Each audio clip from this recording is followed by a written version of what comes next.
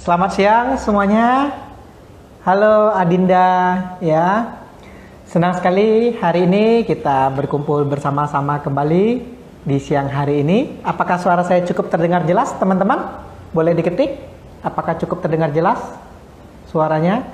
Dan tentunya hari ini kita akan bersama-sama dengan narasumber yang luar biasa yang akan sharing kepada kita bersama yang sangat menarik sekali pada siang hari ini, yaitu From Heart to Be the Best. Bagaimanakah dengan hati kita mampu menjadi yang terbaik? Ini dia, Bro Sandi. Luar biasa. Halo. Mantap. Suara saya terdengar nggak ya? Dengar. Wah, keren bro. Terdengar ya. Terdengar. Halo, selamat siang semuanya. Gimana kabarnya, Fer? Baik, kita sapa dulu nih. Ada Riko, Cane, Tinantrea, Via, Adinda, Kiren. Banyak sekali ya. Terima kasih atas kedatangannya. Hari ini sangat spesial kedatangan Bro Sandi nih ya, luar biasa sekali. Jujur ya, aku ingat pertama kali ketemu Bro Sandi ini di Palembang ya. Pada waktu itu saya masih unyu-unyunya, masih kuliah semester 2 atau 3 kalau tidak salah waktu itu Bapak Ibu ya. Jadi saya pada waktu itu ingin tampil ya, bawain drum di atas panggung, tapi gugupnya minta ampun. Pertama kali ya, mau disaksikan kurang lebih 100 gitu ya. Coba ada penyelamat nih dari Jambi ya, Bro Sandi dateng, ngeliatin dramanya, kasih masukan, menguatkan saya, sehingga yang saya awalnya gugup menjadi lebih percaya diri. Dan tentunya saya banyak sekali dari Bro Sandi, thank you loh bro pada waktu itu, membuat saya Sama-sama. kalau bro pertama kali lagi saya. Iya. Tapi begitu disampaikan kamu semester 2 gitu, langsung saya menanjak berapa tingkat ya umurnya ya. padahal kan kita masih satu lettingan. Iya.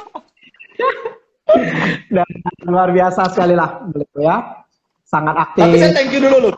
Saya thank you banget udah diajak untuk live bareng siang hari ini. Seperti yang kita ketahui bahwa kamu biasanya nge-live-nya sama beberapa pakar.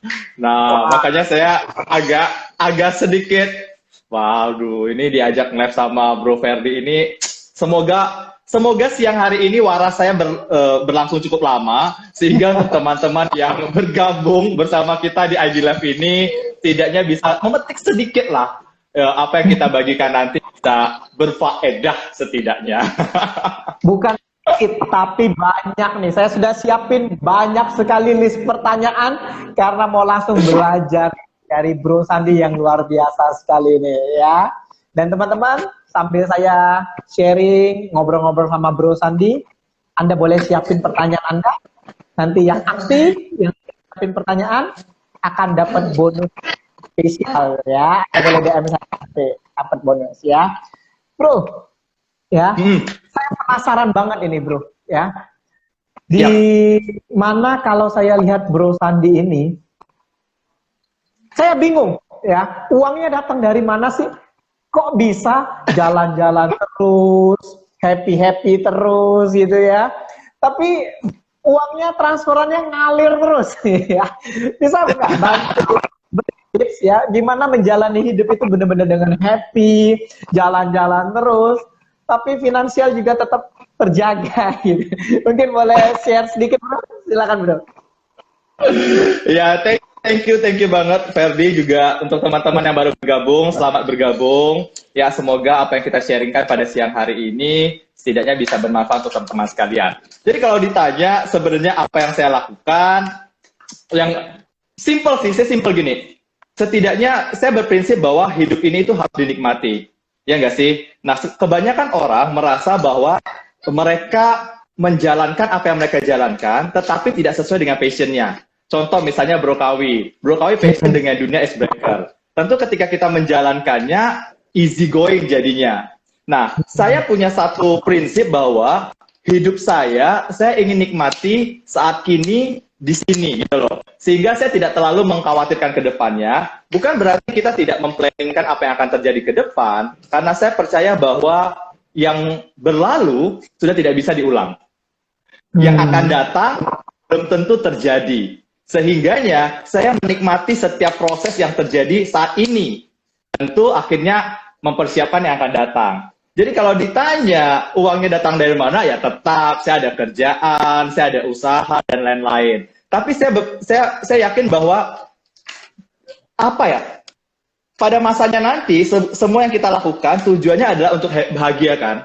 Kita mau kerja, sekolah dan apapun yang kita lakukan tujuannya adalah untuk mencapai kebahagiaan. Contoh misalnya orang kerja untuk dapat penghasilan. Ketika dapat penghasilan, tentu ingin memenuhi apa yang membuat dirinya bahagia. Benar nggak ya? Kalau teman-teman yang benar, boleh tag benar ya. Kasih jempol deh atau dan segala macam. Supaya interaksi kita lebih berwarna gitu ya. Nah, atau apapun lah yang kita lakukan, pasti tujuannya ingin bahagia. Nah, tetapi yang saya pelajari bahwa kebahagiaan itu kuncinya tidak di luar. Kuncinya itu di dalam. Nah, sehingganya saya tidak menunggu semua situasinya menjadi sempurna, baru saya memilih untuk bahagia, tetapi saya memilih bahagia pada saat ini, sehingga apapun yang akan saya lakukan, setidaknya menuju proses yang sempurna yang saya inginkan. Seperti itu. Luar biasa sekali. Poin yang sangat penting sekali. Action dulu, baru menuju sempurna. Jangan menuju sempurna dulu, baru mau action ya. Keren sekali nih, Bro Sandi ya. Berikutnya nih Bro, saya juga penasaran nih Bro ya. Coba Bro share kira-kira pengalaman Bro yang paling berkesan ketika mungkin ada satu pekerjaan yang Bro benar-benar ngelakuinnya pakai hati, kemudian ada keajaiban yang terjadi setelah Bro melakukan itu dengan penuh hati. Mungkin yang paling berkesan, boleh share Bro? Oke, ini saya akan share karena ini bertepatan dengan bulan Ramadan juga. Kita mengucapkan happy fasting juga, selamat berpuasa untuk teman-teman yang sedang menjalankan ibadah puasa Ramadan. Juga untuk teman-teman yang kemarin merayakan Hari Raya Waisak, happy Waisak ya. Dan untuk teman-teman yang melakukan aktivitas apapun, semoga lancar. Gini, saya punya satu perjalanan yang menurut saya ini unik bagi saya, tapi juga mungkin semoga bisa menginspirasi teman-teman. Nah, saya pada satu waktu, saya itu pernah belajar dengan teman-teman yang Muslim, saudara-saudara kita yang Muslim. Nah, mereka itu sangat meletakkan porsi salah satunya naik haji ya. Misalnya contoh naik haji itu adalah salah satu adalah rukun Islamnya mereka. Sehingga tidak sedikit orang, bahkan bisa dibilang banyak sekali dari mereka yang menabung sekian tahun untuk merealisasikan proses tersebut.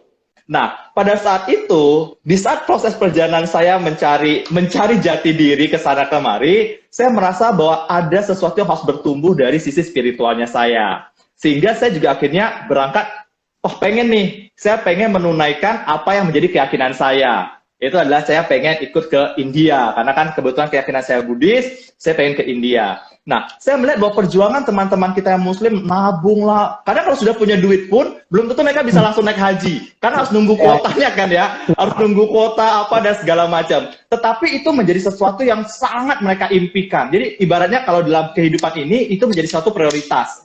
Nah, saya bertanya pada diri saya pada saat itu, kalau seandainya saya tidak punya usia yang cukup panjang, kenapa hal yang penting ini tidak saya jadikan prioritas saat ini? Pada saat itu saya berusia kurang lebih 22 tahun. Ya, kalau sekarang sih saya 24 ya.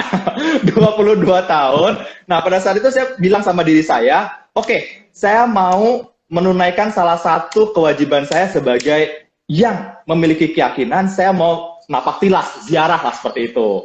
Nah, pada saat itu kan di usia 22 tahun, tentu secara income tidak terlalu oke. Ibaratnya kan masih kuliah, kerja, dan segala macam. Masih butuh perjuangan cukup ini. Tapi saya yakin bahwa segala sesuatu terjadi ketika kita punya niat. Jadi kalau ibarat teman-teman Muslim kita bilang nawaitunya dulu gitu loh, niatnya dulu gitu loh. Nah, saya niat bahwa saya akan pergi secepat mungkin. Sehingga apa? Secara tidak sadar, ketika saya fokus untuk merealisasikan itu, muncullah banyak sekali penawaran-penawaran dan segala macam. Kalau teman-teman pernah ingat masih ya, pada zaman itu ada yang namanya Telkomsel, boleh sebut merek ya, Telkomsel Dharma Widya. Iya. Jadi dulu zamannya kita aktifin nada sambung pribadi, ya pernah ada aktifin nada sambung pribadi dan lain-lain. Pada saat itu ada pengaktifan nada sambung pribadi dan ada program ibadahnya. Jadi teman-teman yang Muslim itu umroh, teman-teman yang Buddha dan Hindu itu ke India, untuk teman-teman yang Nasrani ke Yerusalem. Nah, begitu saya melihat informasi ini, saya udah nggak pakai pikir panjang lagi, saya langsung aktifkan nada sambung pribadi pada saat itu. Nah, ketika saya aktifkan nada sambung pribadi, ya tentu mengikuti prosedurnya, ada seleksinya dan segala macam. Nah, dikarenakan fokus, dan dikarenakan dari hati mau menjalankannya, sehingga melewati setiap tahapnya saya merasa enjoy aja gitu loh. Nggak merasa terbebani juga, nggak merasa terugikan juga, ya enjoy aja melewati prosesnya. Dari babak penyisihan 3 bulan pertama, kurang lebih ada sekitar 1.800 orang, lalu kita diminta buat esai lagi, setelah buat esai kita kurang lebih jadi sekitar 300 orang, lalu interview dan akhirnya lolos. Nah, menurut saya, pada saat itu ketika terpilih menjadi 20 orang mewakili Indonesia, untuk pergi pertama kali menunaikan kewajiban sebagai penganut agama Buddha, saya menjadi apa ya, excited banget, karena dari 20 orang itu, saya menjadi yang paling muda untuk pergi gitu loh. Nah, jadi bagi saya percaya, cara kerja semesta itu berhubungan erat dengan apa yang kita niatkan, apa yang kita fokuskan, dan apa yang kita getarkan pada semesta. Nah, berjalannya proses itu, ketika 2 tahun kemudian, saya baru punya kesempatan, saya baru punya kesempatan untuk ikut training, apa, dan segala macam. Nah, kalau Bro Ferdi pernah baca satu buku, The Law of Attraction, atau ibaratnya adalah pikiran menarik semula. Nah, pada saat saya membaca buku itu, saya langsung refleksi nih, oh ini toh yang dinamakan The Law of Attraction. Ketika kita punya niat yang sangat sungguh-sungguh, kita fokus dan kita lakukan sepenuh hati, maka semesta akan mendukung. Maka saya sangat suka sekali istilahnya mestakung.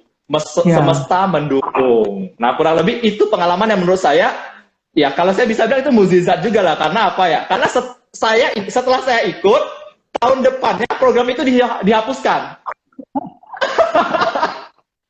setelah kita pulang, program itu dihapuskan dan hilang. Sampai sekarang tuh hilang. Nah, berarti ya itu turning point-nya saya, bahwa saya sangat meyakini sampai saat ini bahwa ketika sesuatu dimulai dari hati, difokuskan, maka akan terjadi. Itu sih bro, pengalaman yang menurut saya tidak akan terlupakan. Keren. Dan kuncinya, di mana ada niat, di situ ada jalan bro ya. Iya. Kemudian berikutnya nih bro, sangat menarik sekali nih bro. Seringkali kita melihat bro ya, ketika bekerja, banyak orang mampu bekerja dengan tangan dan kaki. Namun, hanya sedikit orang yang mampu bekerja dengan hati. Kira-kira bro, ada nggak tips untuk share kepada kita gimana kita bisa menumbuhkan kesadaran bahwa bekerja dengan hati ini penting loh. Bukan hanya kita bekerja dengan tangan dan kaki. Silakan bro. Iya, ini pertanyaannya dalam ya. Teman-teman, kalau saya jawabnya agak rileks, harap dimaklumi ya, karena saya belum terlalu pakar. Saya hanya sharing berdasarkan pengalaman saya, experience saya. Semoga kita bisa sama-sama belajar ya. Untuk teman-teman nanti yang mau menambahkan juga boleh ya, di typing boleh ya. Nah, kalau bicara bekerja dengan hati, saya kebetulan suka dengan segala sesuatu yang bersifat dengan alam bro. Jadi saya itu, kalau ada teman-teman di sini yang suka naik gunung, yang suka main ke pantai dan lain-lain, berarti sama setipe. Saya adalah orang yang sangat mencintai alam. Nah, karena bagi saya, ada hal-hal yang nggak bisa dicerna melalui logika, itu kita bisa dapatkan melalui alam. Maka saya sangat suka sekali naik gunung. Nah, ketika saya naik gunung, itu adalah proses di mana saya mendengarkan pesan dari semesta. Nah, pesan dari semesta ini bagi saya, itu adalah pesan yang keluar dari sanubarinya kita. Saya mau ambil contoh seperti ini deh. Ketika kita melakukan sesuatu, biasanya kan pasti kita berpikir secara logika dulu. Benar, enggak, apa, dan segala macam. Begitu banyak pertimbangannya. Nah, terkadang kita sering melupakan suara yang ada di dalam. Sebenarnya suara di dalam tanpa kita sadari itulah sebenarnya yang menjadi apa yang kita inginkan.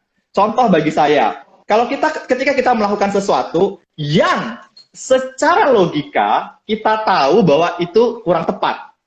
Contoh deh misalnya, saya tahu mencuri itu tidak baik. Saya tahu misalnya bergosip itu tidak baik dan segala macam. Secara logika kita tahu. Tetapi kenapa masih kita lakukan? Ya kan? Nah, ketika kita melakukannya, ada suara kecil yang keluar. Lu yakin ngelakuin? Masa sih? Dan segala macam. Nah, bagi saya, itu adalah suara yang harusnya kita dengar. Nah, sehingganya kalau saya mau melakukan sesuatu, saya akan masuk ke dalam dulu. Saya akan tanya kepada diri saya, apakah ini menjadi value-nya saya untuk saya lakukan? Ketika itu menjadi value-nya saya untuk saya lakukan, ya saya go ahead. Mau orang lain bilang apa dan segala macam, bagi saya, it doesn't matter gitu loh. Karena suara hati saya mengatakan itu. Tetapi kalau suara hati saya bilang enggak, maka saya akan mulai koreksi juga. Saya akan bertanya, konsultasi, dan segala macam untuk cari tahu referensinya apakah benar yang saya lakukan. Maka, balik lagi, saya selalu sampaikan ke diri saya, apapun yang mau kamu lakukan, tanyakan ke dalam diri kamu, apakah itu menjadi nilaimu. Kalau itu tidak menjadi nilaimu, ya udah jangan lakukan. Tapi kalau memang itu menjadi nilaimu, lakukan. Karena ketika kita lakukan, pasti akan ada hambatan, tantangan, rintangan, godaan, dan segala macam. Tapi kalau itu munculnya dari dalam, maka kita akan jauh lebih kuat. Tapi kalau kita lakukan tidak dari dalam, biasanya setengah jalan itu udah mulai agak goyang-goyang. Kurang lebih seperti itu, bro. Luar biasa sekali jawabannya, bagaimana melakukannya ini dari dalam, ya. Keren sekali poinnya. Kalau kita lihat ini, bro, dengan tema kita hari ini, from heart to be the best, kemudian dikaitkan dengan situasi pandemi COVID-19 ini, kira-kira inspirasi apa yang bisa bro berikan kaitannya dengan topik ini, dengan situasi sekarang ini, bro? Silakan, bro. Wah, agak dalam ya membahas isu saat ini. Ya, kalau saya boleh sharing kepada teman-teman sekalian, kalau judulnya kan From Heart to be the Best. Nah, saya coba membagi titian jembatan yang saya pedomani saat ini. Kalau kita lihat dari kata heart di situ, itu kan ada huruf H, E, A, R, T. Nah, saya menggunakan ini sebagai reminder saya ketika saya mau melakukan apapun, khususnya juga pada kondisi pandemi saat ini. Nah, hanya apa? Karena bagi saya untuk kita bicara dengan orang dari hati ke hati, yang perlu ada pertama kali adalah hormat. Hormat ini penting karena ketika kita hormat dengan orang lain, kita respect dengan orang lain, kita memposisikan diri kita itu sama. Sehingga kita balik lagi ke naturnya kita, bahwa kita dianugerahkan 2 telinga dan 1 mulut. Maka biasakan untuk menjadi pendengar terlebih dahulu, baru kita akhirnya berbicara ketika kita memang diminta untuk berbicara. Sehingga kita belajar menghormati orang lain. Lalu ada E. E ini adalah bagi saya adalah ego ataupun emosi. Nah, setiap kita punya ego. Setiap kita punya emosi. Dan manusia seyogyanya adalah makhluk yang paling sulit untuk diatur. Sehingganya kita harus bisa mengatur ego kita, emosi kita, agar apa yang kita sampaikan kepada orang lain itu tidak terkesan menggurui. Tidak terkesan bahwa kita jauh lebih tinggi di atas mereka. Itu bagi saya. Lalu ada A di sana. Nah, A ini adalah aku. Ya, nah aku ini erat kaitannya dengan ego tadi. Nah, ketika kita merasa saya adalah yang lebih dibandingkan yang lain, maka proses komunikasi dari hati ke hati agak kurang bisa sinkron. Karena ada posisi merasa bahwa kita lebih dibandingkan yang lain. Ya, lalu ada di situ adalah R. R ini ada rasa. Nah, rasa ini saya belajar untuk bagaimana empati, bagaimana untuk simpati, karena kita pengen didengar, orang lain juga pengen didengar. Nah, lalu yang terakhir ada T di sana. Ini adalah tatapan atau eye contact. Sebisa mungkin ketika berkomunikasi dengan orang lain, saya mengusahakan untuk menatap yang bersangkutan. Karena ketika kita menatap, ada proses transfer energi di sana. Ketika kita menatap seseorang, kita bicara memang kita memposisikan diri kita present moment. Ada di sini untuk berkomunikasi dengan dia.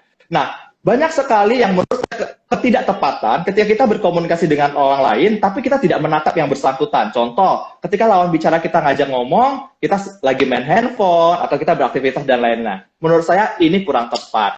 Nah, Heart ini, formula ini, saya menjadi pegangan saya ketika saya mau berinteraksi dengan siapapun. Nah, saya punya rumusnya seperti ini. Hal tadi, hormat itu harus ditambahkan. Ketika kita mau berinteraksi dengan orang lain, maka hormat itu harus ditambahkan. Ego atau emosi ini harus dikurangi. Keakuannya kita harus dibagi. Karena akunya kita juga ada aku orang lain, sehingga kita harus membagi keakuan kita. Lalu yang rasa ini, empati ini harus dikali, harus sering-sering memperbanyak untuk kita bisa merasakan keberadaan orang lain. Dan yang kelima ini adalah melengkapi eye contact tadi. Nah, ini formula yang saya pegang selama ini ketika saya berinteraksi dengan orang lain. Lalu kalau ditanya apa kaitannya dengan pandemi saat ini, iya nggak sih? Nah, kalau kita mau bicara soal pandemi, kalau saya mau mengikuti egonya saya, maka contohnya gini, bro, yuk keluar gitu, yuk keluar apa dan segala macam. Sementara kita udah tahu ada larangan, kita harus jaga jarak apa dan segala macam. Kalau saya mau ikut egonya saya, ya saya mungkin bisa keluar begitu aja. Tapi saya tarik lagi nih, ada rasa yang harus saya perhatikan, ada keakuan yang harus saya bagi, dan lain-lain sehingga saya akan masuk ke dalam dulu, saya akan tanya, apakah ini cukup penting untuk saya lakukan, untuk saya keluar dan lain-lain berinteraksi. Nah, jadi kalau bicara soal pandemi, bagi saya, yang pertama, ketika kita bicara soal hati, maka kita bicara untuk bisa merasakan apa yang orang lain rasakan. Contoh lah misalnya gini, kalau memang tidak terlalu penting, saya tidak akan keluar rumah. Oke? Tapi yang kedua, ketika posisi pandemi saat ini, begitu banyak orang yang mungkin tidak punya kemampuan atau tidak punya keterampilan untuk bisa bertahan di kondisi mereka saat ini. Karena kita tahu lah banyak sekali sekarang hubungan kerja dan segala macam. Saya akan tanya juga, apa yang bisa saya lakukan? Kontribusi apa yang bisa saya lakukan? Nah, lalu yang terakhir, saya percaya bahwa ini akan sementara. Karena saya percaya bahwa segala sesuatu itu pasti akan ada pasang surutnya. Sehingga saya tidak larut untuk ibaratnya, wah meratapi kondisi ini dan segala macam. Jadi saya sebisa mungkin membatasi diri saya untuk tidak share hal-hal yang bersifat dengan pandemi yang bisa meresahkan orang-orang yang menerima share saya. Itu yang saya tegaskan ke diri saya. Yang kedua, saya juga tidak mau membaca terlalu banyak hal-hal yang berhubungan dengan pandemi yang bisa membuat diri saya itu menjadi gelisah, galau, dan nggak tentu arah, sehingga saya bisa mentransfer energi ini kepada orang lain. Nah, itu yang saya lakukan. Jadi hal ini yang menurut saya melakukan pembatasan itu. Gitu, bro. Wah, luar biasa sekali. Benar-benar unik dan kreatif. Ternyata ilmu ini ada rumus matematikanya pula ya. Terus Andi ya. Wah, keren. Saya sangat banyak belajar nih ya. Berikutnya nih bro, ada satu hal yang sangat menarik nih. Seringkali kita sebagai anak muda, apalagi era milenial ini ya, apalagi mungkin yang sudah bekerja, kadang kita bingung bagaimana menggali passion yang seperti bro katakan di awal tadi. Hingga kalau kita passionnya ketemu, maka kita bisa menjalankannya dengan sepenuh hati. Pertanyaannya, bagaimanakah kita mampu menggali passion tersebut? Silakan bro. Ya, gini deh. Kalau saya bro ya, saya percaya bahwa segala sesuatu itu sama seperti kita mau seperti orang berpasangan lah. Ada proses PDKT di sana. Nah, contoh misalnya, saya mau melakukan sesuatu yang sesuai passion saya, misalnya gitu kan. Tapi kalau seandainya, contoh, ada sebagian orang yang memang dari kecil, dia sudah tahu nih, tujuan hidupnya ke depan mau apa. Misalnya, saya mau jadi pilot, saya mau jadi dokter, apa dan segala macam. Sehingga mereka akan mengkondisikan diri mereka untuk menuju ke sana. Jadi ada goal yang mau dicapai, sehingga kita melalui proses untuk sampai ke sana. Nah, tapi kebanyakan orang, dan saya juga pada waktu itu, tidak punya set goal-nya, tidak punya garis finish-nya. Sehingga saya nggak tahu nih mau ngapain. Bakat juga nggak terlalu bagus-bagus amat. Pendidikan secara akademi juga ya pas-pasan lah ya. Datang dari keluarga yang juga mungkin bukan anak sultan, ya, bukan anak sultan gitu loh. Jadi saya harus ngapain? Nah, sampai di satu hari, yang tadi saya katakan, sampai di satu hari saya percaya dengan yang namanya pesan semesta. Maka saya ambil satu waktu untuk masuk ke dalam diri saya tanya ke diri saya, apa yang buat kamu bahagia? Ketika saya bertanya ke diri saya, apa yang buat saya bahagia, saya catat. Apa yang buat kamu tidak bahagia, saya catat. Nah, saya belajar untuk memberanikan diri, untuk jujur dengan diri saya sendiri dulu. Karena bagi saya, ini yang tidak mudah bagi orang pada umumnya gitu loh. Berani jujur sama diri sendiri. Nah, makanya saya catat nih, saya mau apa nih? Dalam hidup ini, karena kan kata orang gini loh, hidup ini hanya sekali, masa muda ini hanya sekali. Maka lo harus bisa bahagia, dan lo harus bisa nikmatin. Maka saya catat, apa yang mau menjadi keinginan saya? Apa yang buat saya bahagia? Dan apa yang tidak buat saya bahagia? Nah, ketika saya catat, saya tanya sejujur-jujurnya untuk saya tulis. Karena ketika saya tulis, saya ada reminder. Oh, ini loh hal-hal yang membuat saya bahagia. Nah, ketika saya sudah menemukan hal-hal yang membuat saya bahagia, meskipun itu bukan bakat saya, meskipun saya belum tahu caranya bagaimana, saya belajar PDKT dengan hal-hal tersebut yang membuat saya bahagia. Karena apa? Karena sesuatu bisa datang langsung begitu aja. Ada proses PDKT di sana. Iya nggak sih? Ibaratnya kalau teman-teman online sekalian mengagumi seseorang misalnya gitu kan. Baik itu yang pria mengagumi wanita, wanita mengagumi pria, pasti kan ada proses PDKT di sana. Nah, ketika ada proses PDKT, ada harga yang harus dibayar. Iya nggak sih? Nggak bisa yang mulus saja PDKT-nya itu nggak bisa.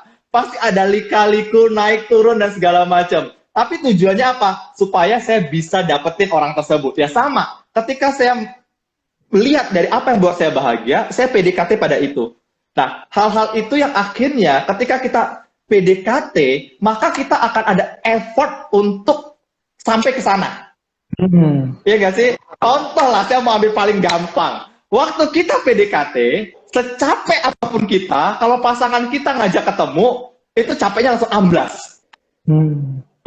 Antuk apapun kita, kalau kita lagi teleponan atau video call dengan orang yang kita PDKT, itu langsung kembali segar. Beda loh, kalau sekarang udah dapet gitu ya, besok aja lah bawa teleponan nih ngantuk. Tapi dulu waktu PDKT nggak ada tuh istilah itu tuh, langsung diladenin kan. Nah, saya bilang ke diri saya, ini yang buat kamu bahagia, so PDKT dengan ini.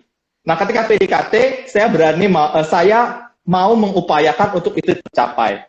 Nah, bagi saya, passion itu adalah proses di mana kita menemukan hal-hal yang membuat kita bahagia. Itu bagi saya. Itu passionnya saya. Karena, ya tadi balik lagi, di ujung-ujung kita kan maunya bahagia, ya nggak sih? Nah, maka passion saya adalah hal-hal yang membuat saya bahagia. Nah, kalau teman-teman mau mengikuti pola ini, berani jujur sama diri sendiri. Apa sih yang membuat teman-teman bahagia? Nah, PDKT dengan itu. Maka itu akan menjadi passionnya teman-teman. Karena kita seringkali melakukan sesuatu, tapi ada beban gitu loh. Kayak saya tuh nggak enjoy, saya tuh nggak relax, atau ini tuh bukan saya, dan segala macam. Itu salah nggak? Itu salah. Tapi kurang tepat kalau tidak ditelaah lebih lanjut. Karena di awal ada proses tidak enak pasti. Apapun ada prosesnya tidak enak. Tapi kalau kita mau telaah lebih lanjut, kita mau PDKT dan segala macam, akhirnya kita akan menemukan apakah ini passion saya ataukah ini bukan passion saya. Kalaupun emang menemukan sesuatu yang bukan passion, tidak ada kata nggak ada pilihan. Karena bagi saya hidup ini selalu ada pilihan. ketika memang kita sudah melakukan sesuatu dan menurut kita ini bukan passionnya, dan kita sudah PDKT loh ya. Karena ada orang yang belum apa-apa udah enggak segala macam. Bagi saya itu kurang tepat juga. PDKT dulu. Kalau memang udah PDKT seoptimal mungkin, ya ibaratnya lu udah PDKT, udah nembak dan segala macam, tapi kalau ditolak, ya udah move on.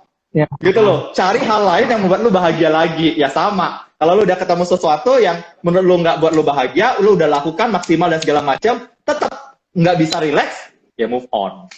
Kurang lebih seperti itu, bro. Keren sekali tipsnya ya. Jadi buat pertanyaan dan berani jujur kepada diri sendiri. Menarik ini ya. Dan belum pernah terpikirkan oleh saya. Benar-benar tips-tipsnya ini unik-unik dan kreatif semua nih dari Bro Sandi ya. Untuk teman-teman yang di rumah, mungkin Anda ingin share ya. Mungkin seputar pekerjaan Anda atau mungkin permasalahan-permasalahan yang ada. Silakan Anda ketikkan selagi ada pakarnya di sini ya, yang akan memberikan Anda bukan hanya inspirasi, bahkan solusi untuk Anda ya, yang berkaitan dengan seputar topik hari ini, from heart to be the best ya. Silakan Anda ketik, Anda mau share, mau tanya apa aja, bebas ya. Baiklah, sambil nunggu pertanyaan bro ya, saya ingin ngobrol-ngobrol lagi karena ilmu bro ini sangat banyak sekali dan saya sangat kagum sekali nih. Ini salah satu guru yang saya kagum ini ya. Mantap ini Bro Sandi. Sama saya juga belajar banyak dari kamu. Menurut Bro Sandi ya, bagaimana cara kita menggerakkan orang dengan hati sehingga dia mau melakukan apa yang kita inginkan, sehingga dia mau melakukannya dengan sepenuh hati. Bagaimana tipsnya menggerakkan orang dengan hati? Silakan bro. Bagi saya bukan pada dasarnya mau menggerakkan orang lain terlebih dahulu. Saya selalu bilang pada diri saya, lakukan apa yang ingin kamu lakukan dan lakukan apa yang orang lain ingin lakukan juga. Jadi ketika saya ingin melakukan sesuatu dan menurut saya apa yang saya lakukan ini bagus juga kalau dilakukan oleh orang lain, maka yang pertama kali saya gerakkan adalah diri saya sendiri dulu. Karena bagi saya tidak punya kapasitas untuk menggerakkan orang lain kalau diri saya sendiri belum saya gerakkan. Itu bagi saya. Karena apa? Karena orang lain itu lebih mau melihat apa yang dilakukan dibandingkan apa yang dikatakan. Ya, saya mau ajak teman-teman sekalian cuma kita bikin sedikit simulasi. Simulasi ini tuh nancep banget bagi saya. Ya, oke. Teman-teman yang masih online, yang masih bersama, boleh ikutan juga, ya. Sama-sama ya. Nanti ketika saya bilang saya tepuk, ya, saya bilang tepuk, baru teman-teman tepuk. Kalau saya bilang nggak tepuk, teman-teman nggak tepuk. Kalau saya bilang tepuk 2 kali, teman-teman tepuk 2 kali. Oke? Mari kita lakukan bersama-sama ya. 1, 2, 3, tepuk. Tepuk 3 kali. Ya, seperti itu ya. Jadi langsung barengan ya. Jangan menunggu saya. Oke. 1, 2, 3, tepuk 2 kali. Tepuk 1 kali. Tepuk 1 kali.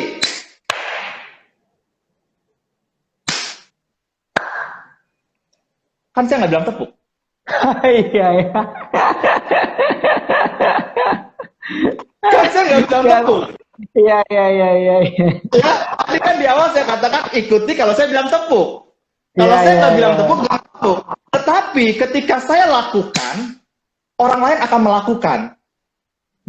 Sehingganya bagi saya, kalau saya mau ibaratnya menginfluence orang-orang untuk melakukan sesuatu, maka yang harus saya influence adalah diri saya sendiri dulu. Lakukan dulu, ketika saya lakukan, baru saya punya kapasitas untuk bisa menyentuh orang lain atau ibaratnya mengajak yang bersangkutan untuk mengikuti apa yang saya lakukan. Tentu dalam koridor yang memang sudah saya lakukan. Kurang lebih seperti itu, bro. Ini bukan bermain, bro, tapi pujian yang tulus.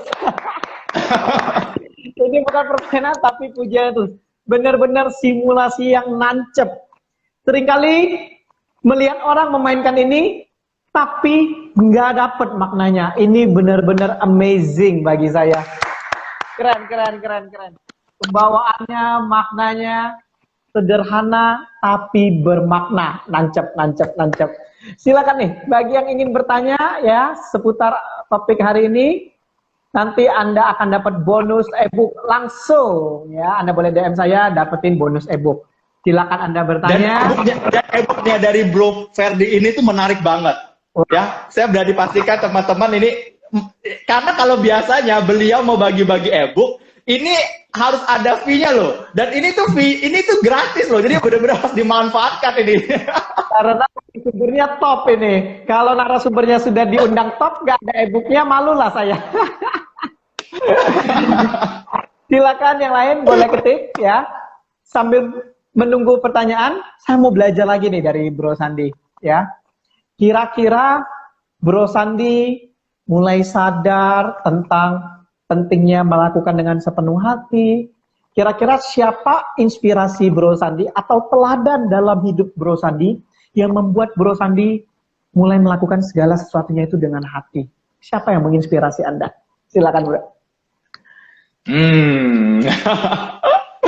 Wow, ini dalam banget ya. Ya, gini, bagi saya pribadi, saya selalu bilang ke diri saya bahwa apapun yang saya lakukan bukan untuk bersaing dengan orang lain, tapi yang saya lakukan adalah bersaing dengan diri saya yang sebelumnya.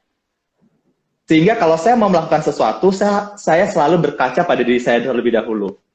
Kalau ditanya siapa inspirasi saya, tidak lain dan tidak bukan, inspirasi saya adalah Mahatma Gandhi. Ya, nah, kenapa? Karena bagi saya ada dua, gini, saya tuh karena perjalanan saya napak tilas ke India itu membuat saya bertemu dengan pribadi-pribadi besar di India. Nah, ada dua pribadi besar, kalau teman-teman mungkin pernah baca filosofi mereka, ataupun cerita hidup mereka, biografi mereka. Yang pertama adalah Mahatma Gandhi, yang kedua adalah Mother Teresa.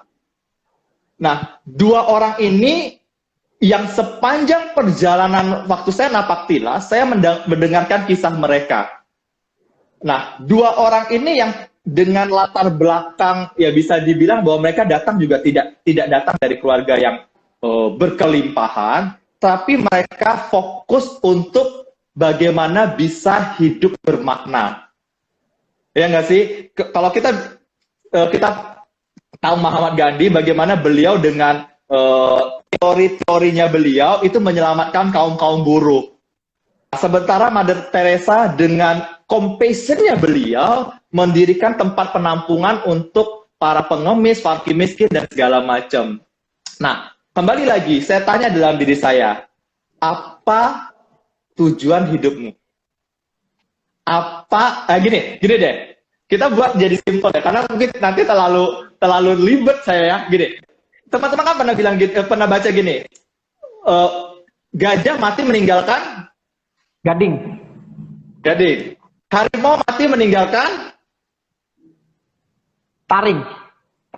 Ya, taring ya. Manusia meninggalkan Jasad. Nah, ya setelah kita tidak ada, berarti kan legasi apa yang kita tinggalkan? Ya enggak sih? Nah, orang tua saya selalu bilang, ketika kamu nanti sudah nggak ada, kamu mau dikenang seperti apa? Itu yang orang tua saya selalu katakan. Sehingga yang tadi, ketika saya mencoba jujur sama diri saya sendiri, saya bertanya, ketika nanti kalau saya sudah tidak ada, saya mau dikenang sebagai apa? Dan apa yang mau saya lakukan, sehingga ketika saya nggak ada, orang lain tuh masih mengenang saya. Nah, makanya ketika saya melakukan sesuatu, saya selalu tanya terhadap diri sendiri, dan inspirasi saya dua orang tadi, Mahatma Gandhi dan Mother Teresa. Mereka dengan segala keterbatasannya, tapi tujuan hidup mereka adalah untuk orang lain. Karena gini, ketika kita hanya fokus pada diri kita sendiri, maka kita akan ada proses untuk melakukan sesuatu. Karena kita udah merasa cukup. Nah, tapi kalau kita melakukan sesuatu untuk orang lain, maka itu nggak akan ada stopnya. ya kan? Dan kita pun akhirnya mau untuk terus bertumbuh. Saya mau ngambil simple banget.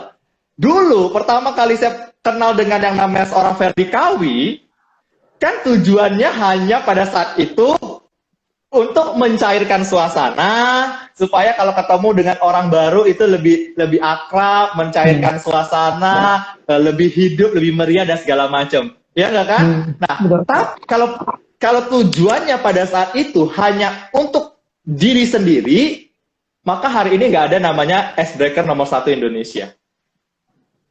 Tapi karena tujuannya menjadi lebih luas,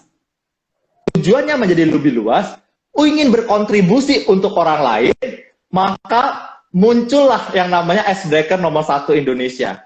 Karena merasa bahwa ketika saya mampu mencarikan suasana dengan orang asing, maka kemampuan ini, skill ini, tidak hanya untuk diri saya sendiri, tapi saya mau share kepada orang-orang lain yang mungkin punya keterbatasan untuk bisa mencarikan suasana ketika acara atau bertemu dengan orang asing atau orang ini, maka saya share ke mereka. Nah, ketika Bro Kawi mau share, ini kan pasti akan ada ibaratnya amunisinya pasti bisa habis juga, ya nggak sih? Nah, tapi kalau untuk diri sendiri, ketika amunisinya habis ya udah, toh nggak ada untuk saya cukup aja. Tapi ketika untuk orang lain, karena amunisinya bakal habis, maka akhirnya Bro Kawi didorong oleh dirinya sendiri untuk bertumbuh, mulai mengasah otak apa dan segala macam supaya apalagi nih, dan itu yang menurut saya yang saya lakukan.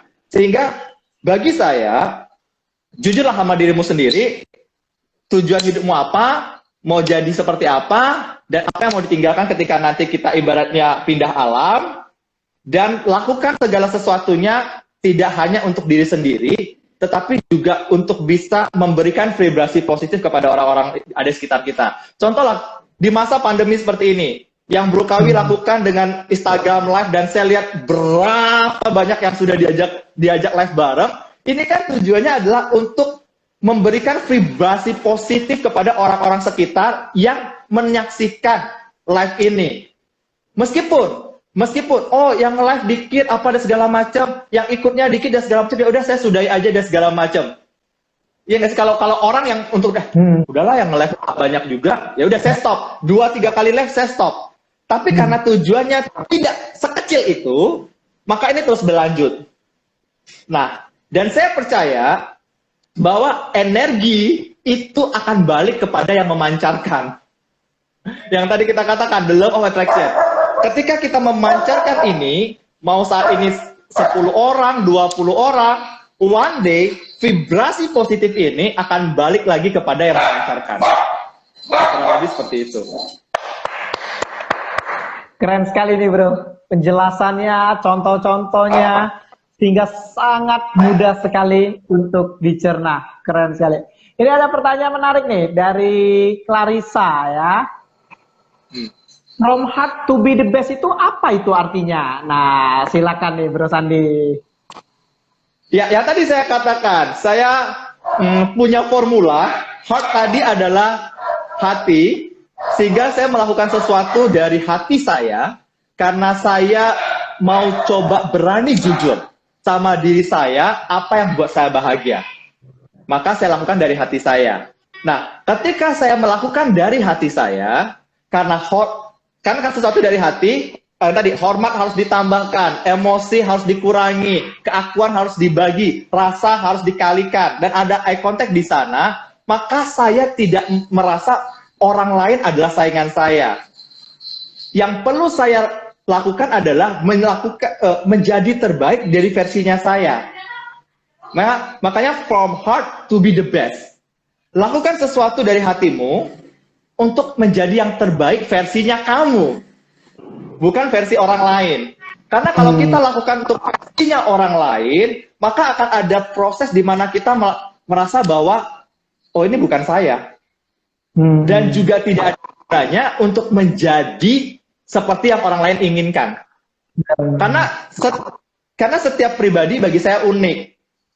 Ya, si A dengan keunikannya, B dengan keunikannya, dan segala macam. Dan si A nggak mungkin bisa jadi si B. Si B gak mungkin bisa si C. Tapi bagaimana dengan keunikan mereka masing-masing, mereka bisa menjadi yang terbaik di versinya mereka. Jadi bukan yang terbaik versi orang lain. Karena kalau kita melakukan yang terbaik versi orang lain, itu nggak dari hati kita, maka kita nggak enjoy the process. Maka kita nggak enjoy the process. Itu sih bagi saya, from heart to be the best adalah melakukan sesuatu yang membuat kamu bahagia dari hatimu untuk menjadi yang terbaik versinya kamu. Keren sekali, keren sekali. Sungguh benar-benar, wah, jeglek ya. Penuh inspirasi sekali tentunya ya. Dan kalau boleh tahu nih, menurut Bro Sandi, ya, mungkin bisa sedikit share, tantangan terbesar apa yang dialami oleh Bro Sandi, dan bagaimana Bro Sandi tetap konsisten melakukannya dengan sepenuh hati. Silakan Bro. Tantangan yang terbesar adalah satu, melawan diri sendiri. Gini lah, sebenarnya manusia itu punya kemampuan yang luar biasa, sangat baik untuk menghindari yang namanya ketidakenakan, rasa sakit, dan sesuatu yang tidak menyenangkan. Itu adalah kemampuan manusiawi kita. Contoh, kalau ada sesuatu yang nggak enak, kita pasti akan hindari. Ketika ada sesuatu yang membuat kita nggak nyaman, kita akan hindari. Ada sesuatu yang menyakitkan kita, kita akan hindari. Dan kemampuan ini adalah kemampuan yang tidak perlu diajari. Semua orang punya itu. Akan tetapi, ketika kita mau menjadi yang terbaik versinya kita, maka akan ada hal-hal yang membuat kita tidak enak. Akan ada hal-hal yang membuat kita tidak nyaman. Akan ada hal-hal yang membuat kita bergesekan dengan orang lain. Nah, bagaimana saya mengalahkan diri saya sendiri, itu yang menjadi PR-nya saya. Karena apa? Saya punya kemampuan untuk menghindari rasa sakit. Dan itu tidak perlu diajarkan. Maka yang perlu saya latih adalah bagaimana saya bisa menaklukkan kemampuan saya tadi untuk menghindari rasa sakit itu. Tantangannya seperti itu, Bu. Jadi kalau dikatakan apa tantangannya? Apapun yang akan kita lakukan, tantangannya hanya satu. Bagaimana kita mengalahkan kemampuan diri kita untuk menghindari hal-hal yang tidak enak, hal-hal yang menyakitkan, hal-hal yang membuat kita nggak nyaman. Nah, kita harus kalahkan diri kita sendiri. Nah, ketika kita bisa mengalahkan diri kita sendiri, baru itu akan menjadi sesuatu yang new normal. Ya nggak sih? Kita bicara gini lah, Bro. Kita bicara soal saat ini, kondisi pandemi saat ini. Mungkin dulu, untuk orang bicara hanya dengan satu titik di kamera, itu mungkin sesuatu yang asing. Ya nggak sih? Tapi kan saat ini kita nggak punya pilihan nih. Kalau seandainya kita kan harus patuh, harus di rumah saja. Nah, maka apa? Kita harus bisa mengalahkan ketidaknyamanan kita yang tadinya saya nggak terbiasa untuk ngobrol dengan satu titik doang, tapi saat ini saya harus mengalahkan diri saya untuk saya bisa membiasakan dan beradaptasi untuk bicara dengan satu titik. Nah, ketika itu sudah kita lakukan berulang-ulang, maka itu akan menjadi new normalnya kita. Nah, ketika itu sudah menjadi new normalnya kita, balik lagi, itu jadi habit. Jadi, habit itu, jadi balik lagi ke habit lah. Jadi, saya bagaimana membangun ketidaknyamanan itu menjadi habit baru. Karena saya percaya bahwa apapun yang ada di dunia ini, yang akan kita lakukan, back to habit. Balik ke habit kita. Nah, saya hanya selalu remind, kalau kamu mau bahagia ini, apakah habitmu bisa mendukungmu untuk ke sana? Kalau habitmu nggak bisa mendukungmu ke sana, maka kamu harus bisa mengalahkan dirimu untuk menciptakan habit baru.